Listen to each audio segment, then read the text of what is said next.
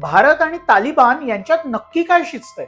नुकतंच United nations मध्ये तालिबानच्या विरोधात आलेल्या एका रेझोल्युशनच्या बाजूने मत देण्यापेक्षा भारताने ऍब्स्टेन राहणं पसंत केलं.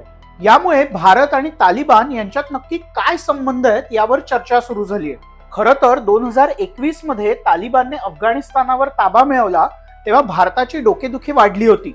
पण 2022 पासून हळूहळू भारताने बॅकडोअरने तालिबान सोबत बोलणी करायला सुरुवात केली. तालिबान सत्तेत आल्यावर पाकिस्तानने जल्लोष केला होता, पण पुढे तालिबान आणि पाकिस्तान यांचे संबंध बिघडत गेल्याचं आपण पाहिलंय. म्हणूनच शत्रूचा शत्रू हा आपला मित्र या नात्याने भारत आणि तालिबान यांच्यात बोलणी सुरू झाली. यात एक गोष्ट आपण लक्षात घ्यायला हवी की भारताने तालिबानला अजूनही ऑफिशियली रेकॉग्नाइज केलेलं नाहीये, पण भारताने नेहमीच अफगाण नागरिकांना मदत केली आहे आणि हे तालिबानच्या सहकार्याशिवाय अशक्य आहे. आपल्याला आपले मित्र ठरवता येतात, पण आपले शेजारी ठरवता येत नाहीत. तालिबान हे अफगाणिस्तानचं सत्य आहे हे भारताने स्वीकारलंय आणि म्हणूनच तालिबान आणि भारत यांच्या संबंधात होणारे हे बदल आपल्याला दिसत आहेत.